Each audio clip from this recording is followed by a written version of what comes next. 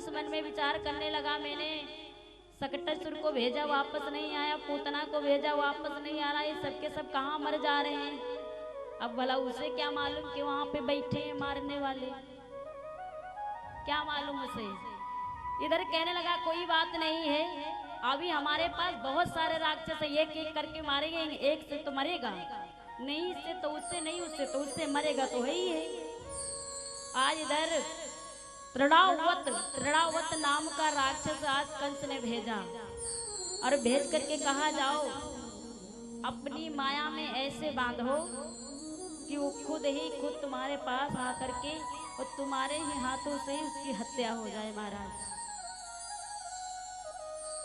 कंस सिखा करके पढ़ा करके खूब भेजता है, जाओ मारो जा करके, और यहाँ आके महाराज जाने के काबिल नहीं रहते हैं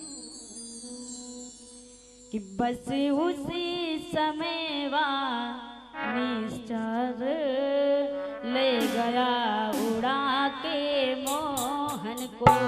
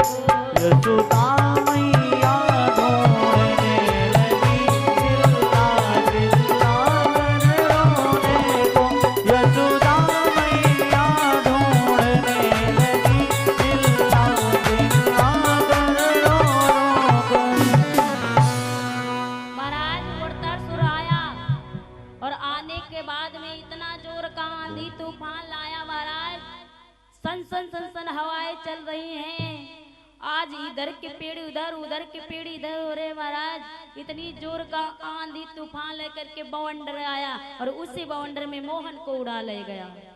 जब मोहन को उड़ा ले गया महाराज, सारे आसमान में भ्रमण करके उसने चाहा ऊंचे जा करके, उसने चाहा कि मैं मोहन को नीचे डाल दूं। महाराज मन में विचार किया कि इतने ऊंचे से डालूंगा तो जरूर मर जाएगा, बच्चा है अभी ये, कौन सा अभी बड़ा हुआ कि बच जाएगा।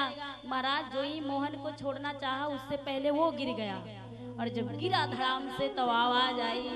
महाराज गोकुल के वासी फिर दौड़ करके आए, और जब दौड़ करके आए तो यशोदा मैया कहने लगी नंद बाबा से मैं बहुत परेशान हो गई हूँ, एक ना एक दिन, हर एक दिन मेरे लाला को किसी न किसी समस्या से जूझना ही पड़ता है, कब तक हम यहाँ चुप बैठेंगे।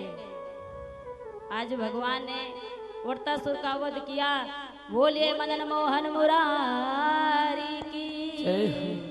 आज भगवान ने तीसरे राक्षस का वध किया महाराज। और इधर जब धीरे धीरे बढ़ने लगे, अरे धीरे धीरे महाराज जब बढ़े तो घुटनों के बल चलने लगे भगवान। और जब बच्चा घुटनों के बल चलता है तो कितना सुंदर लगता है, ऐसे नहीं कि नंगे पुंगे घूम रहे हो महाराज। हाथों में कड़ुला है और पाँव में पायल है, कमर करधनी है, गले में वैजंती माला है महाराज, और सिर पर छोटा सा मुकुट, छोटा सा मोर का पक्कन। आप मान लीजिए यही है बैठे, इनको देख लीजिए आप, देख भाई कि वही है ये। घुटनों के बल चलने लगे, छोटे छोटे बच्चों के साथ में खेलने लगे महाराज। और जब छोटे छोटे बच्चों के साथ में खेलने लगे,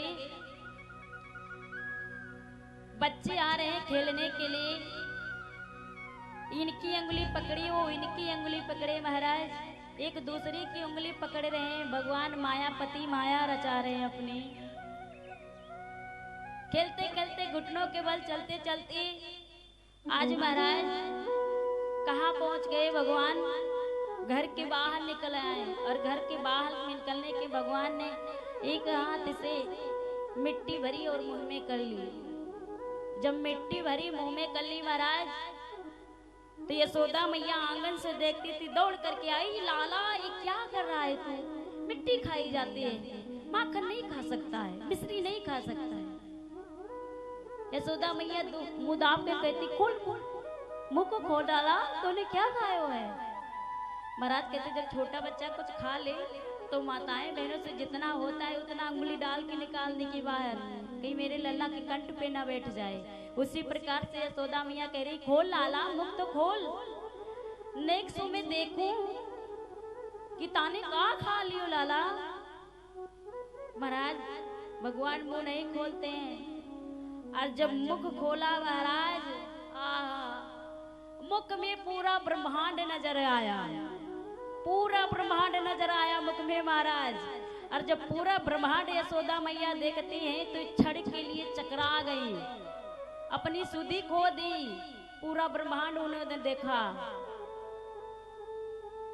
भगवान किलकारियों में हंस रहे हैं महाराज, पूरा ब्रह्मांड जब देख लिया, छोटे से बच्चे के अंदर पूरा ब्रह्मांड। यशोदा मैया कुछ समझ ना पाई, आखिर ये है कौन? यशोदा मैया कहने लगी कि लाला दोबारा देखी, तेरे मुख में क्या है? होश में आई, तब देखा महाराज कुछ नहीं। तो ये क्या है? जगत पति परम परमात्मा बार बार यशोदा मैया को ये एहसास दिलाना चाहते हैं कि हमें भूलो ना, हम परमात्मा हैं। लेकिन मैया इतनी ममता में खोई है कि उसको ये नजर नहीं आता है कि स्वयं श्री हरि है, जिनको हमने मांगा था पिछले जन्म में महाराज, उनको ये समझ में नहीं आता है। यशोदा मैया अपने लल्ला की मिट्टी उट्टी झाड़ करके घर ले गई। घर ले जाने के बाद कि छोटे छोटे ग्वाल बाल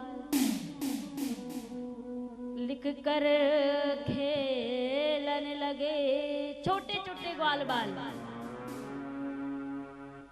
आंगन में खेल रहे, घूम रहे, पाँव की पैजनियां छम छम बाज रही महाराज।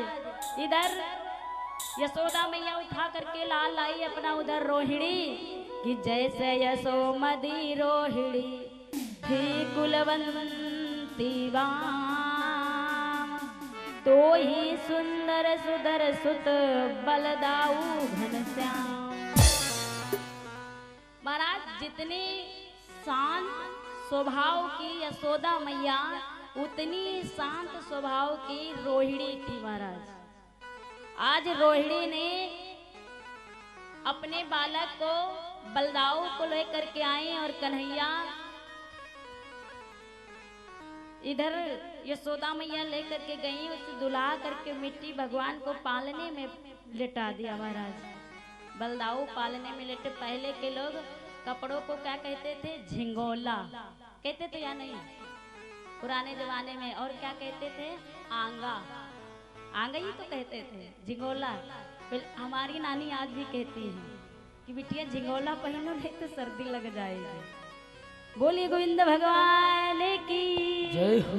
महाराज आज यशोदा और रोहिणी दोनों बालकों को पालने में लिटा दिया और इधर झिंगोली पहना दी। झिंगोली मतलब कपड़े, कपड़े पहना दिए महाराज। कपड़े पहनाने के बाद से यशोदा मैया कन्हैया को काजल लगाती है। कौन से काजल मैया लगाई, यहाँ तक कौन निकाल दी।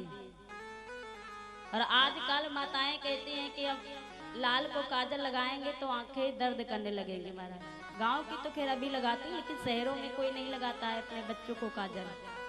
क्यों कहते हैं? आंखें खराब हो जाएंगी, दिखना बंद हो जाएगा। लेकिन अगर सांस माने तो गांव वाली माताएं बहनें कहते हैं जितना काजल लगे उतने बच्चों की आंखें बड़ी बड़ी होती है ना, उतने ही काजल जितना लगा पाओ महाराज। आज यशोदा मैया ने भी काजल लगाया है और काजल लगा करके ये कोर निकाली है महाराज, लंबी लंबी कोर।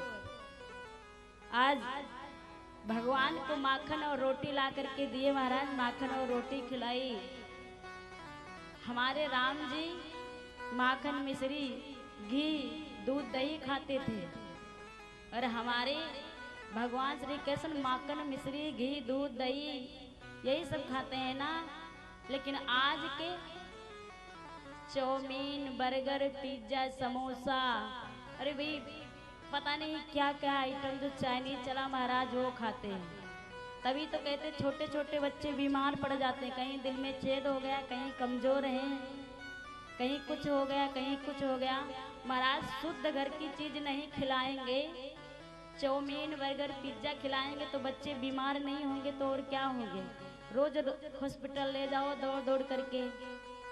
और बच्चे भी महाराज मानते नहीं, उनको जब घी खिलाने लगोगे, दही दूध, अरे ये हम नहीं खाएंगे, हटा देते महाराज। बच्चे भी आजकल के बड़े कलाकार हैं महाराज, नहीं खाते हैं। लेकिन अगर जो देखा जाए तो बच्चों का शुद्ध भोजन ही है महाराज। घी दही दूध सिखाओ उनको, हमेशा ताकत बनी रहेगी अंदर से और आपके बालक तंदुरुस्त भी रहेंगे।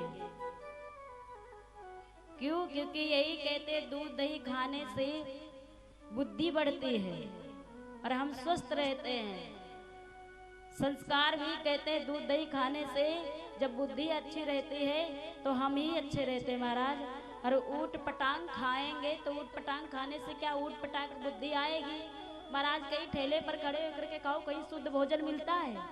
कहीं नहीं मिलता है। पहले के दादा लोग जो हैं, आज के युवा लड़ जाएं और पहले के दादा लोग लड़ जाएं महाराज, युवा हार जाएंगे दादा लोगों से।